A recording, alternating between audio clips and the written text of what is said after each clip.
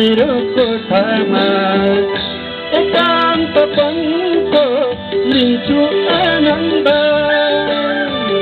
एकान्त ठाउँ थियो सानो मेरो कोठामा हो हिउँदोस्या गर्मी शरद होस्या बसन्त एकान्तपनको लिन्छु आनन्द एकान्तपनको लिन्छु आनन्द सुर्खीरमा जन्मेर मैले के गर्न सक्थे र